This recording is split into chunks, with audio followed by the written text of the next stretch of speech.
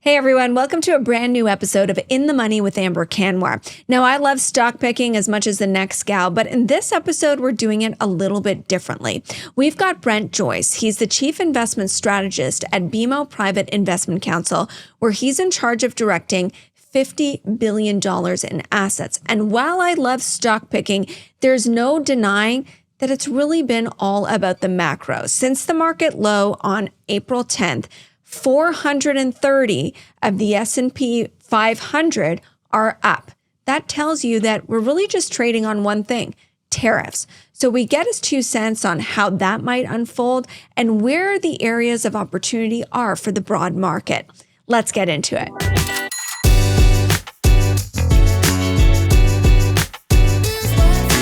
The information provided in this podcast is for informational purposes only and does not constitute financial, investment, or professional advice.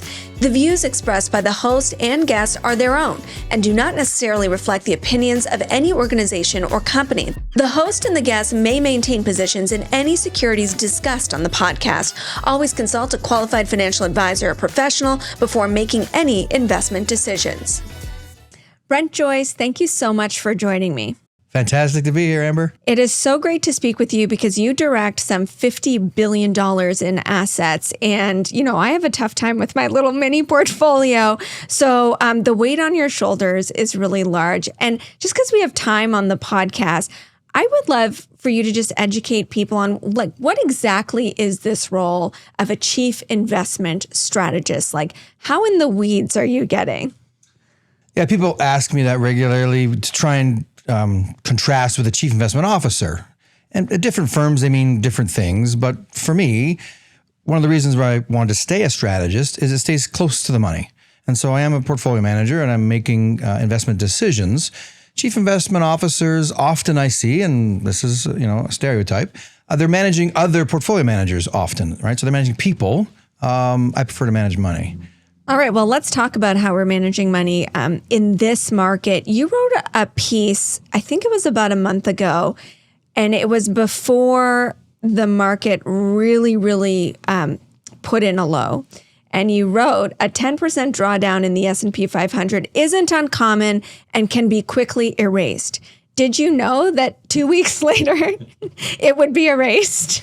No, and it was erased in hours, right? Which that's a bit uncommon. The level of volatility we saw in early April is exceptional. I hate the word unprecedented, but it was certainly exceptional. But 8%, 10%, 12% corrections, these are pretty garden variety. Investors should be aware of that. I talk about it as being the price of admission. You want to be in equities, in stocks. They're over the long term, the asset class that rewards the most. They come with tax advantages. But the price of admission is you get these downdrafts. Mm-hmm. And like 5%, that can come along anytime. And I would say 8 and 10 and 12, we see these once a year, once every 18 months. And I think people are struggling with that notion that markets do go down 10% and the reason that they go down. And right now, it all lays at the feet of tariffs. Tariffs on, market's bad. Tariffs off, market's good. Like, is it really that simple? Or are the markets vulnerable just because of where valuations are in general, regardless of whether it was going to be tariffs that bring it down? Certain pockets of the U.S. market we did see as vulnerable heading into 2025. We're getting a lot of people who are trying to make connections to this environment is like the dot-com bubble, or this environment is like the great financial crisis. We just had a guest do that for us. So you take the other side of that. I'm happy to take the other side. We see this environment and COVID having more similarities than dot-com and GFC. And then maybe 2022 we can talk about separately because there's 5 big events in this century so far, right? 5 once-in-a-lifetime events. Exactly, yes. Crises, right? Existential crises, right? We overuse this stuff. What's unique about the dot-com and the great financial crisis is those were problems that were internal to the economy that had to do a lot with borrowing money, debt, and leverage. And they took years to build up. We lent too much money to companies that were building out the internet too quickly. Eventually, we used all that stuff. But at that time, we'd overdone it, and with borrowed money. Financial crisis, swap out internet, insert houses, and we lent too much money into the housing market, got people into houses, maybe shouldn't have been there, ninja loans, all that things that we remember, right? It took a long time for that to happen. And when that happens, there's a lot of debt and it took a long time to establish. There's a workout that's needed. And it takes many quarters, in those cases, many years for the economy to heal itself and get back on track. COVID, external shock, healthcare related, nothing to do with, the dynamics of lending and credit in the economy. Certainly had an impact, obviously, but as soon as the threat was gone, which we didn't know in the beginning, right? But then eventually it did go away pretty quickly. The market recovered fast because there wasn't an internal healing that needed to happen. It was an external threat. This is an external threat. The tariffs aren't part and parcel of what's happening inside the economy. It's being imposed on the economy like COVID was imposed on the economy. The important difference today for us is we can take a lot of parallels to the way the market's behaving. Take the problem away, markets get better, That's right. as you said, right? But the magnitude of it now is much, much different. COVID, we didn't know what we were dealing with, right? We didn't know if this was flying Ebola, right, and how bad it was going to be. We know what tariffs will do. We've had them around for hundreds of years, and so it's much more quantifiable. Shutting down the global economy because of a pandemic for days, weeks, months has massive disruptions to supply chains and chops everything up with the consumer and businesses. Tariffs, for the amount that they stay, is not shutting down the entire economy. So businesses and households are resilient, having exercised those muscles of uncertainty and disruption from COVID. There's still a lot of memory there. And so now we have another shock that's different but similar, and the resilience is still embedded in households and businesses. So that's really interesting because what the tariffs have also done is pushed investors out of the U.S. And you could say maybe that's just a bit of mean reversion because the U.S. outperformed for so long and now we're seeing other assets outperform. But then there's people who really want to extend that argument out and say, no, this is the end of American exceptionalism and the beginning of something else. Where do you sit in that argument? I wrote an article, it's probably 2 years ago, that I didn't believe using the words American exceptionalism was the right way to describe it or fair. It's global exceptionalism that happens to locate itself in the geography that is most friendly to it, the deepest capital markets, tradable currency, lots of university and education to feed these new industries, nice tax regime, nice geography. If you like urban, it's there. If you like the beach, it's there. The mountains, the U.S. has it, right? Rule of law, all these things. But the businesses that we talked about as being the Magnificent Seven, or most of the S&P 500 for that matter, they're global businesses. And 4 of the 7 Mag 7 have CEOs that are non-U.S. born, right? So these are global companies that happen to be in the U.S. And so I still feel the same way today. It's not American exceptionalism. It's just great global companies that find the U.S. attractive.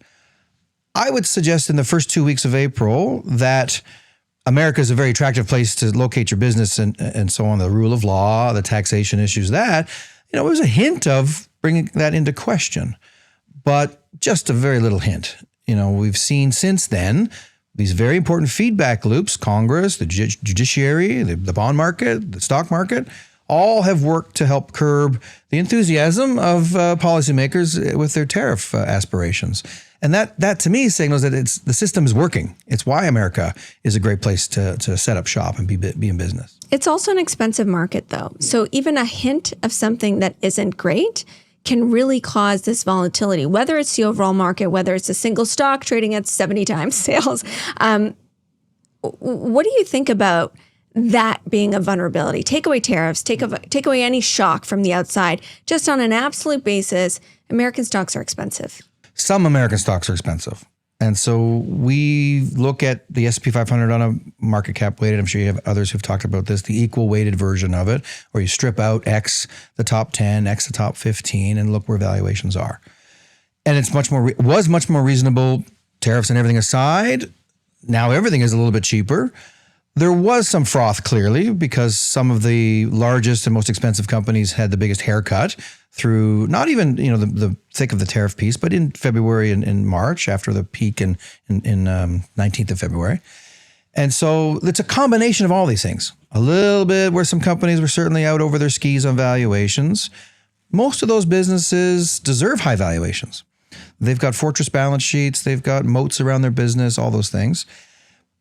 That needs to come off a little bit. Then there's what is the impact to these global businesses, because they are right in the crosshairs of tariffs. They're global businesses and the tariffs are global. So that's going to impact them as well. And so I think really what's happened is much more orderly. We're still bullish on the U.S. market. We're still believers that there's lots of opportunity there, and it's just cheaper now. And so that's not a bad thing. It's not the way we wanted to get here, but we are where we are. Okay, so let me throw something else at you. This has been sort of like a waiting for Godot, but a recession. And maybe this will finally be the year that a recession shows up in the U.S. and in Canada.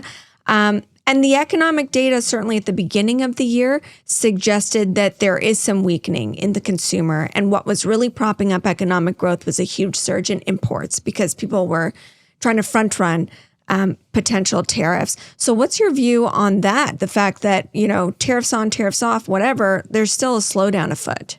Yeah, let's not forget that we were expecting, me and, consensus, the U.S. economy to slow in 2025. And that was viewed as a healthy development. It was going to finally put the last nail in the inflation story. Running at 3+% real GDP growth is pretty hot for the U.S. economy. And if you're going to change your immigration policies and, with the tariffs and slow things down, we would expect to see a slowdown. Recession, two camps. The formula, right? GDP is C plus I plus G plus X minus M. That I think we could see go negative for 2 quarters, but it's accounting. Which is the technical definition right. of a recession. It's consumption, it's government spending, it's what businesses do. And then the I and the X and the M is exports and imports, right? Inventories is all wrapped up in there as well. So because we've got this uncertainty and some ships are not leaving China, things of that nature, on an accounting basis, we could see it go slightly negative. We've already got halfway there. We had the first quarter slightly negative for U.S. GDP. We'll see where the revisions come, right? There's 4 GDP releases before we finally say this is what it was. And so only the first one is slightly negative. We would need to see another one. But for me, it would all be on just inventories and trade adjustments. We know those are jumbled up. They'll work out in the wash. The key is the real drivers of the economy, C and I, consumers and business investment, those still look quite healthy. And so from our starting point, this important thing for people to remember, we come into this shock on pretty solid footing. U.S. was strong. Rest of the world was starting to respond to lower borrowing costs and perk up, particularly Canada. Okay, we're going to take a quick break here. We'll be back with more from Brent Joyce. But first, I'd like to bring our listeners a little snippet of a conversation that I had with Jamie Coulter. He's the CEO of Raymond James Canada, and we talked about how his company is helping clients navigate market uncertainty and change.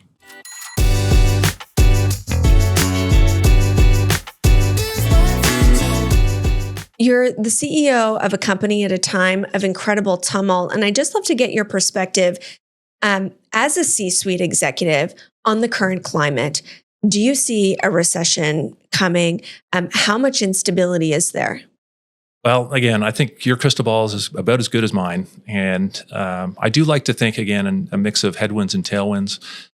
And you referenced earlier on different crises that we've seen along the way. So the internet bubble, the global financial crisis, COVID, and now this. During COVID, for example, we took advantage of that opportunity to move basically everything to e-signature. And that would have taken probably 5 years absent a global pandemic. So we're trying to do the same in this environment now. For example, we've got 25 different projects that are AI related, either live, pilot, or in the pipeline right now. That's a good perspective, bringing up COVID, because as I understand it, you became the CEO of Raymond James Canada during COVID. And now here we are less than 5 years later, and we're dealing with another so-called once-in-a-generation crisis. So it does kind of behoove you. You got to see the opportunities out of it, because you did see opportunities come out of COVID. I think it's really the only way to operate. It's hard to be an optimist sometimes. If Rudyard Kipling, if you can keep your head around you when all are losing theirs. But once you accept that, again, there is that opportunity that sits out there. And so I'm fortunate to be surrounded by a great senior leadership team who share the same thinking. And so we're sort of marching arm in arm forward, really thinking long-term, what can we do to invest in our platform knowing that there's always going to be a crisis and there could always be a reason to say, no, we should defer this. Let's just wait till things settle down. After 25, 30 years in this industry, that's not happening. There's always something. So if you can step back, think long term, know that you've thought through things. And so, again, feeling well supported by a well-capitalized parent company based in the US, I've got pretty good confidence that we can and ought to make these investments today.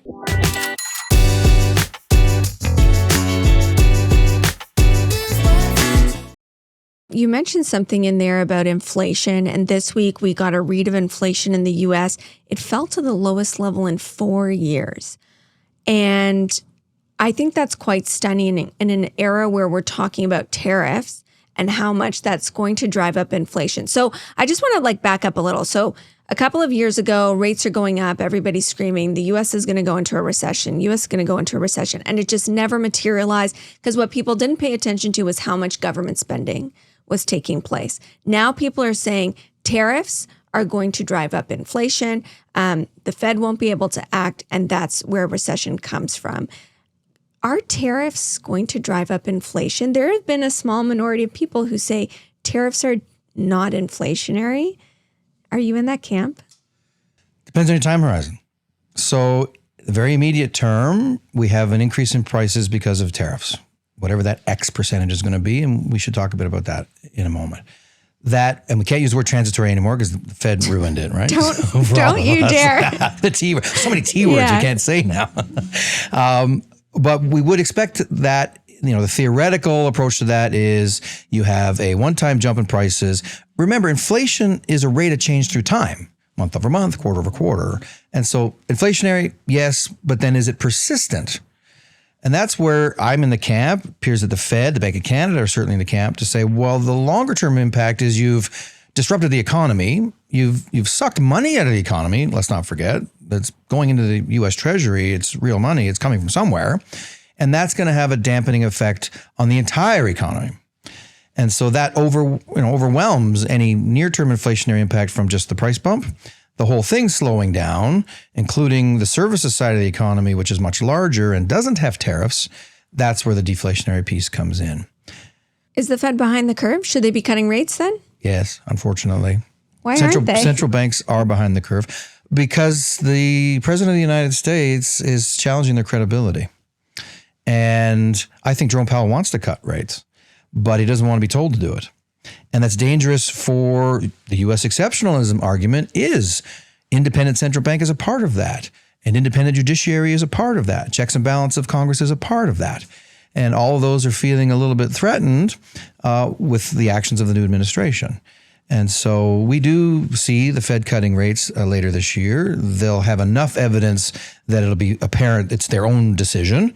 But if the president would just tone it down, I think he'd be actually doing himself a favor. How does all of this show up in Canada? The conventional wisdom, again, is that we're going to be disproportionately hit. I mean, our most recent jobs figures show that tariffs are already taking a bite. In the auto sector in areas like Windsor, unemployment is north of 10%. How much more pain does the Canadian market feel? Or do you have a similarly kind of contrarian view about how it plays out in Canada? Not as strong a conviction that we're going to avoid a recession in Canada, because as the U.S. slows, then that is multiplied on an impact in our smaller economy and trade-oriented economy. And so we may see more than just an accounting recession, a technical recession in Canada. We'll see all the other harbingers, right, which would be slowing wage growth and increasing unemployment and slowing activity. The good news is, and this is a good thing to talk about this week, as goes the U.S., yes, the trade war, USMCA, all these things, but it doesn't change the fact that we are still going to be big partners with the U.S. We are still beholden, especially in the very near term, to how the U.S. economy performs. And if the U.S. makes some different choices or gets to some clarity more quickly, then that means the U.S. economy shouldn't slow as much, and that'll be a positive for Canada. We'll talk about this, I think, but the most important thing is for Canadians, the Canadian stock market is not the Canadian economy. And I think that's really important to underline, and we're going to talk about that in Pro Picks next.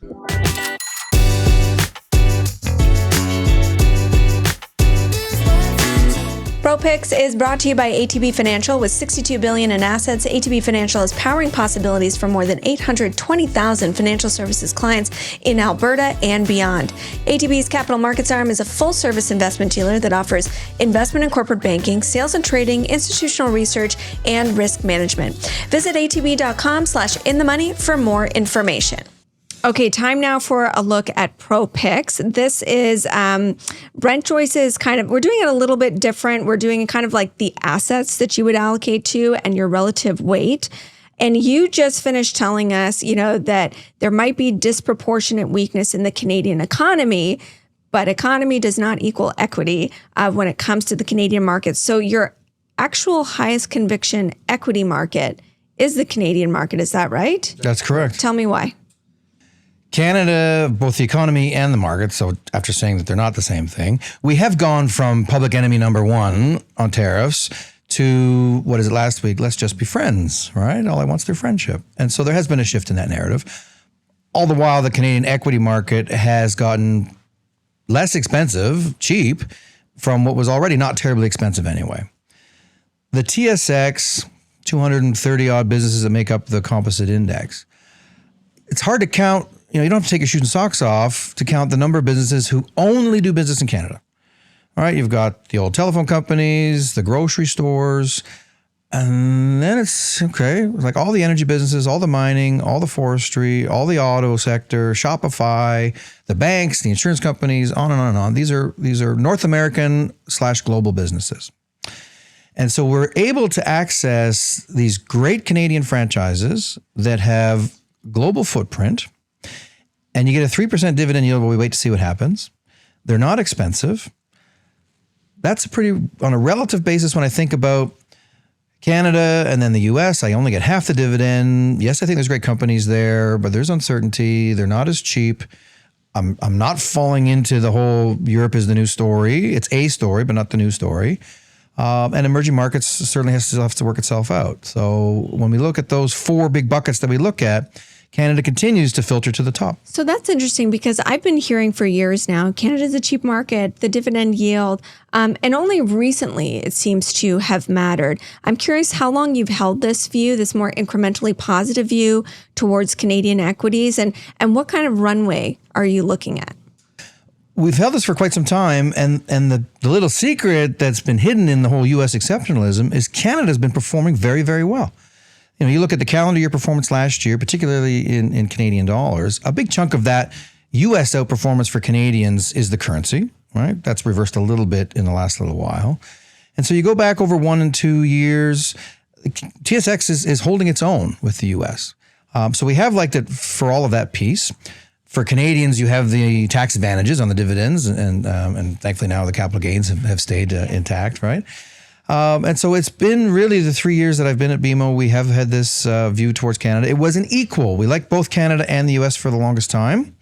And now Canada's just sort of nudged ahead a little bit in the, on a year-to-date basis as our more favored market.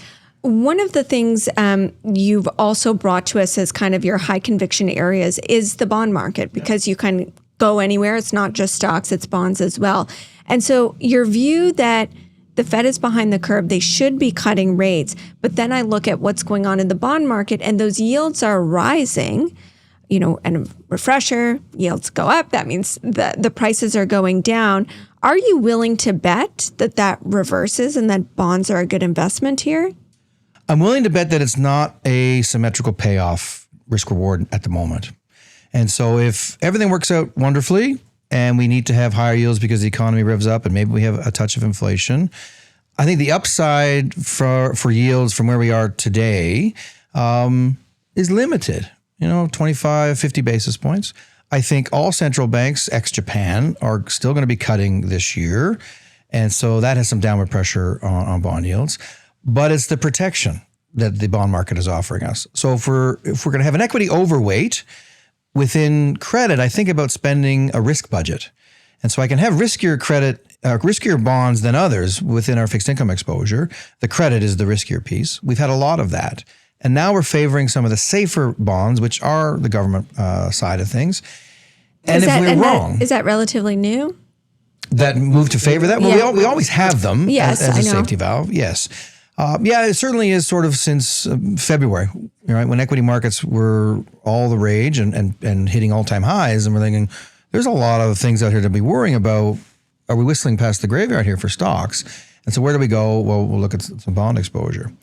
But that asymmetrical payoff is, let's say it's 0.5% higher for yields in a world gets better, there's a little inflation story, right? Because yields moving higher because the world gets better, the real yield component, I can live with that, right?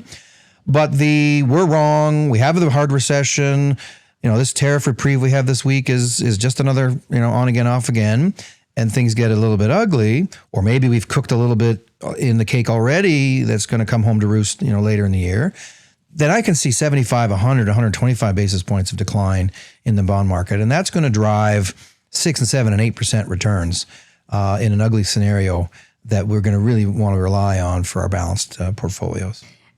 There is probably no more formidable foe for anybody to go up against than bond investors if they try and get out of line. Yeah. And I'm curious how you think about that piece as you are incrementally more positive towards sovereign debt. They're known as bond vigilantes, whereas if a country tries to get too cute, as we saw in the UK in that very short tenure with the Prime Minister Liz Truss, and spend beyond their means, that bond investors will revolt and you just can't fight with them. The market is too large.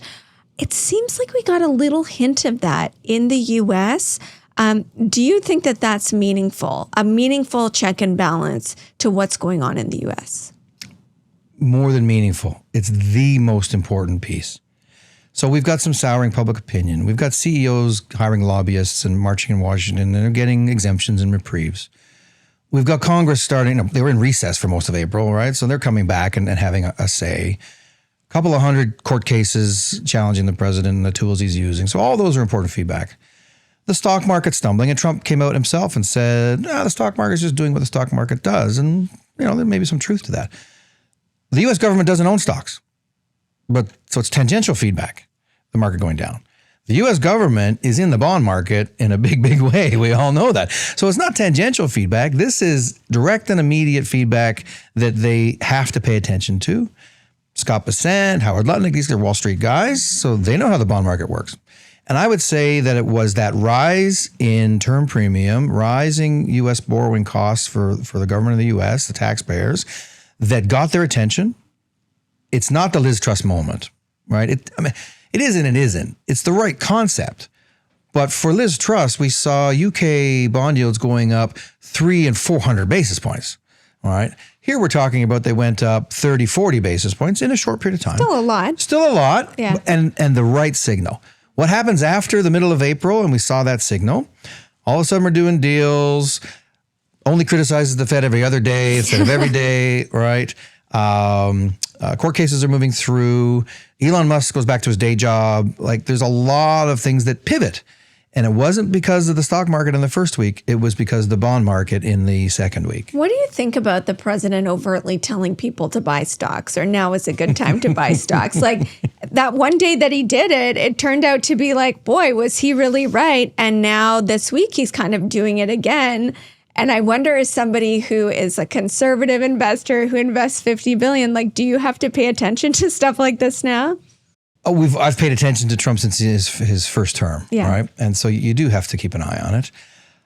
I'm not big in the rabbit hole of conspiracy theories and so on, right? Yeah. I mean, there are certainly some exceptions for U.S. politicians where insider trading, like Martha Stewart goes to jail, but they don't, right? Yeah. And so at least you could say, well, the president told everybody, right? He didn't just tell his buddies. Wasn't a secret. Right? But I don't think there's much to that. It's a coincidence. Your third idea is almost it's not a go ahead and do it. It's a be cautious on it. And it is don't get carried away in Europe. People can do that maybe on vacation, but don't do that in the market. And I think that's really interesting because the European markets have outperformed. And it's in a reaction to Trump, right? The reason they've outperformed is because now they're spending. All of a sudden, they're spending on defense, including Germany. And so the market, especially for that, is ripping. And why shouldn't we get carried away? I think people are trying to figure out, okay, is this the end of U.S. exceptionalism, the beginning of European exceptionalism? And what's your 2 cents on that? comes back to my same comments. It's global exceptionalism. And so there are great companies in Europe. They were painted with an ugly brush. It's sort of similar to Canada, right? And so they were cheap. And so when I see markets move quickly like that, we have to ask ourselves the question, how much of it is a bounce because it was unloved? And so I think that's a good chunk of what we've seen in Europe. And now what structurally has actually changed? And you're absolutely right. There does seem to be an epiphany. The debt brake is gone and they're going to spend some more money and that sort of stuff. So it does increase my attraction to European equities. We would be trimming back to neutral. We've had a neutral weighting for the past 3 years. And so we were overweight Canada, overweight the US, and we were neutral in international stocks. And we got criticized a bit for that, but we are strong believers in diversification. And it's very hard to figure out when these things might move and for what reasons. This did come out of a bit of the blue this year. And so we were happy to have the European positions that we had. Active stock picking is working very well in that market. And so, but I'm not sure that it is a seismic change and we are going to be talking about European exceptionalism. Company by company for sure, but that's the one area where the tariff uncertainty is still hanging over. And there's more to pick away at there. Europe is a little bit more of a closed market. They have a little bit more of a protectionist attitude. The US doesn't need as much from Europe as, say, China or Canada, despite the president saying he doesn't. And so those uncertainties haven't changed enough for me. And the market's moved, so I would be selling a bid, taking some profits. The bottom line, when I look at all of this and what we've talked about, it sounds like you're staying invested, but you're just a little bit more defensive these days. Yeah, when you're in a storm and you're a captain, one of the best things to do is batten down the hatches. All right, and if you're in a big storm like we were in early April, you drop the sails too, right? And you just let your ship get you through this. And so if your ship is a well-diversified portfolio, which is our bread and butter, then we've been hunkering down in that. The opportunities, they look super juicy right on the 7th of April, but when it's an external shock, that's not our training. When we can talk about how much leverage there is and where earnings and where we are in the business cycle, none of those are the conversations we're having today. It's this very binary environment. And so we've widened our tolerances, in terms of where things drift on a day-to-day basis, intraday basis, so that we're not triggering trades more frequently than we want to. And just, standing still on a firm foundation for the time being feels like the right place to be. We're starting now to see some clarity. We're opening up some opportunities. And that would be take advantage of some of this rally in the U.S. We still like our Canadian positions. Bond yields, to the extent that they're up on any given day, offer some attraction. And so when you want to rebalance and prune the garden, if you will, which is a lot of what we do, and what I do as an asset allocator, you want to do it in an environment where you're picking the timing of it and not have the timing dictated to you. And so that's the past couple of weeks where it's felt like the market's been dictating to us. And so we just say, oh, we're not going to be dictated to. We'll wait until we're ready. Brent, thanks so much for being with us on the show. That was Brent Joyce of BMO Private Investment Counsel. Now it's time for the ETF Minute.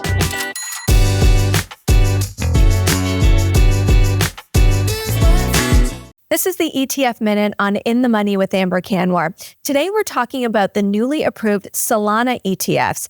CI Financial just launched theirs. The ticker is SOLX.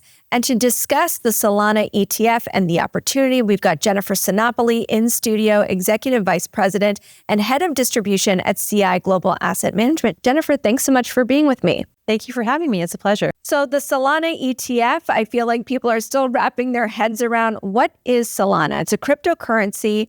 How is it different from Bitcoin or Ethereum? Sure, absolutely. That's a great question. So at its core, Solana is a blockchain platform, just like Bitcoin and just like Ethereum, but it's designed with one big goal in mind, which is speed and scalability. What really sets Solana apart, I would say, is its performance. So it can handle tens of thousands of transactions per second, whereas Bitcoin can handle 7, Ethereum can handle 15 to 30. It also does that with very low transaction fees compared to Bitcoin and Ethereum, which makes it very attractive for developers who are building apps, games, or decentralized finance platforms that need to really run quickly and cheaply. A big reason for that performance is something called proof of history, which is unique to Solana. So it's basically a cryptographic clock, you could say, that really helps the network verify the order of transactions faster. So it's almost like giving the blockchain its own built-in stopwatch.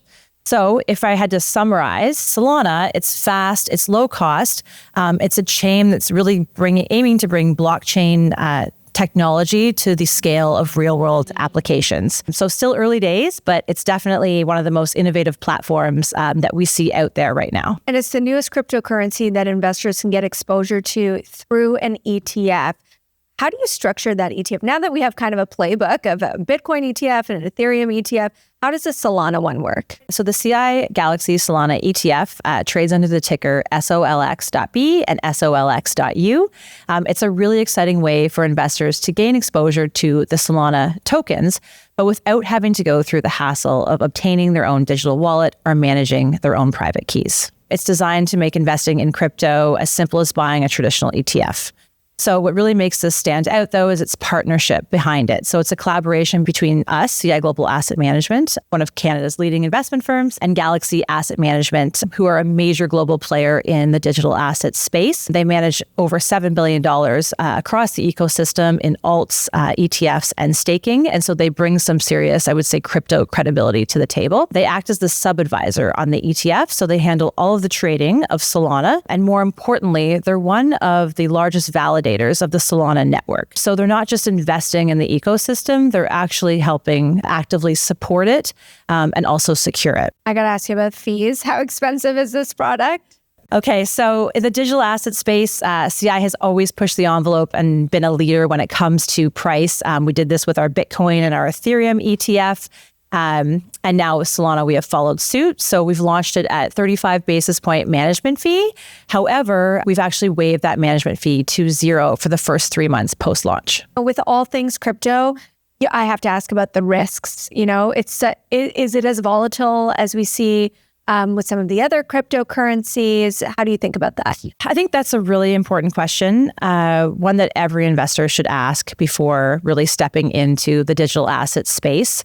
The reality is that digital assets is still a highly volatile asset class. Prices can swing dramatically, sometimes even within a single day. And Solana, for example, has seen some massive rallies, but it's also seen some significant single-day sharp drops. And that can be due to, broader market sell-offs. It can be due to there's headlines around regulation or even network issues. So it's not unusual to see moves that can be sometimes 10% either way or more in a day. With something like the CI Galaxy Solana ETF, you're getting that simplified, cleaner way, secure way to access Solana, but you're still exposed to that underlying volatility as the ETF does track the price of Solana. So if it dips or spikes, the ETF will generally move in kind.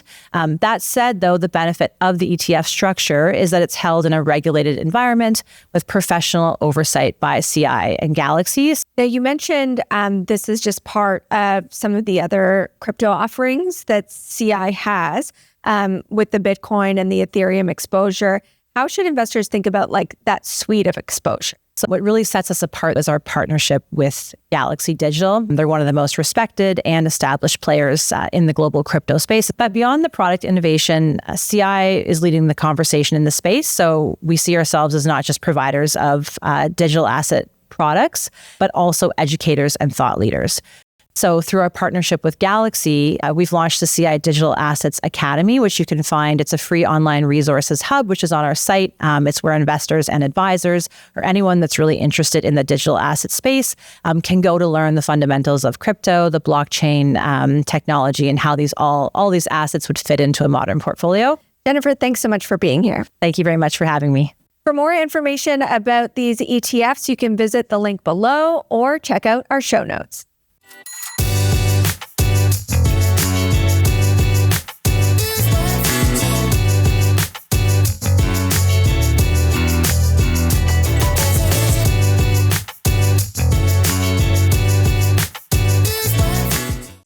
On the next episode of In the Money with Amber Kanwar, we've got Richard Fogler on the show of King West & Company. I've made a little bit of money following one of his picks. I'm sure we'll talk about that. But really, he looks at all North American large caps with a little bit of a value bent. He's going to tell us where he's finding the best opportunities in the market right now. So get your questions in. You can email us at questions@inthemoneypod.com or find us anywhere on social media @InTheMoneyPod. And we'll see you on the next episode.